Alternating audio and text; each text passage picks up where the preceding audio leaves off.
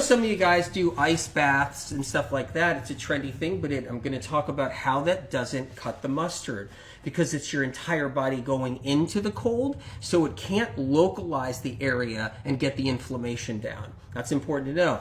Athletes actually can do ice baths and stuff like that to cool the body temp down if they're really revved up and heated up, like seriously, they were on the field and they go straight from there or straight from a workout or practice and they go right into a cold bath. I mean, that's what people do. And of course, there's other therapies that require cold, but when you're chronically sick or you got an injury that's in a certain area, you can't do the ice bath. And medical meme information, I don't recommend the ice baths because what happens is it drives your adrenals into chaos. Now, I do see on social a lot of people, they're trying out like ice baths and they do they dip into it and they get ready, they get their suit on or they go and their tub is filled with ice. And what they're doing is they're trashing their adrenals and they don't know this. I want to go into that a little bit before we go into localizing with cold packs and so forth. One thing I don't like about the ice baths is the body thinks it's in danger when you submerge yourself in icy cold water. So your body goes into the chaos moment, fight or flight. And as it goes into fight or flight, your adrenals are totally just blowing out adrenaline, epinephrine everywhere because the adrenaline is rushing through your veins to try to stop you from going into hypothermia. Keep that in mind. So when we do ice bath dips, and we do them for quite some time, our body goes into urgent, emergency. Something's wrong. You have to protect the brain. The brain has to be protected. So then your adrenals flood literally a big portion of your adrenaline out at once. A big portion, 85 to 90% of adrenaline gets released and spewed out of your adrenals. That adrenaline is circulating through your body because it's there to try to keep your blood circulating, to try to increase your heart rate so that your heart rate doesn't go down as you go into hypothermia. So keep that in mind when we do ice baths. This is not an ice bath demonstration or talk, but I'm going into that because so many people are going to say, whoa, if localizing cold packs are really good for me and they're good for my aches and pains, let me go do what people are doing out there and let me go hop into a tub with ice and water in there.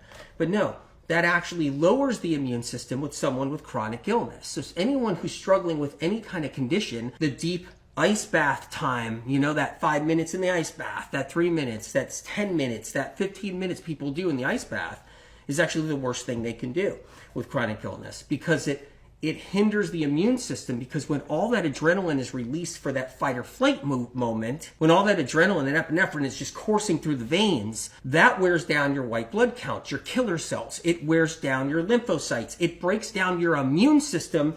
And that's what occurs when you do those ice baths. So I just want everybody to know that. It's different when you're someone and you got a raging fever. You can't get it under control. You're cooking at 104, 105. And yes, you get into the tub for a little bit to try to drive that temperature down. But I'm talking about therapeutically, the ice baths create a lot of chaos in the body, jack up the adrenaline, lower the white blood cell count. If you're somebody with chronic illness, that is not going to fix a problem. It's going to set somebody back. If they do it regularly, it's going to give them adrenal fatigue over time. So, you know, it's interesting. You'll see people out there, you're like, yeah, my adrenals aren't good and I got to do things that protect my adrenals, and they'll jump into a cold bath. They'll sit there in icy water and they're going to be hindering and damaging their adrenals, and they're going to set themselves up for adrenal fatigue over time. So back to now cold packs and so forth. Are cold packs bad for adrenals? No, they aren't. And I'll talk about ways of using them.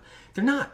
Because they're not putting your body into hypothermic state if you're being careful. You're localizing with cold packs. You're not doing the ice bath dip. And you gotta be careful. There's a huge difference between someone who is struggling and sick with chronic sickness and illness versus someone who's not so sick or not sick at all. You see someone on social saying, I'm doing the ice bath again. Whoa, it's making me feel good.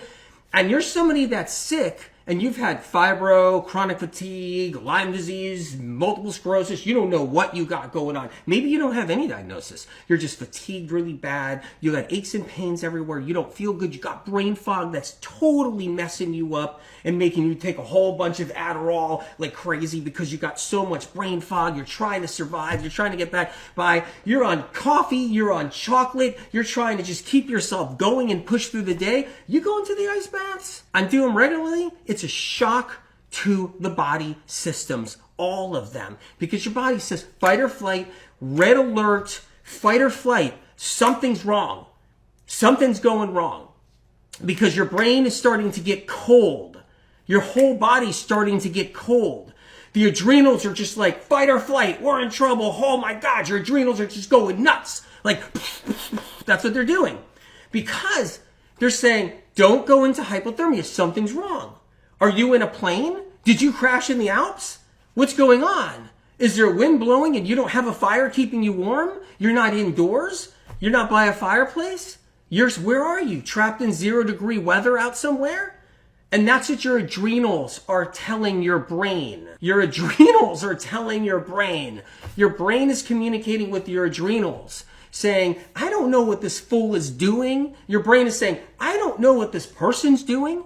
I don't know what this person who's got misinformation and wrong information is doing, but I'm starting to get cold in here and I need some adrenaline fast. And you better send that stuff up and pile that stuff in because guess what? If we stay in this tub a little too long, that person's in trouble. You come out and you have a high now. You're jacked up instead of on chocolate and coffee and caffeine and espressos and green tea and matcha tea and energy drinks. Instead of that, you're jacked up on adrenaline. That's how it works. Big difference between not so sick and chronically sick. Big difference. Don't forget that one. Very important. Critical. I talk about it in the books. You should have the medical medium books. Learn about the difference between the not so sick and the sick. Okay? The rules change. But what happens is the not so sick, they don't know what it's like to be really sick. They have no idea. So they'll tell you to jump into an ice bath.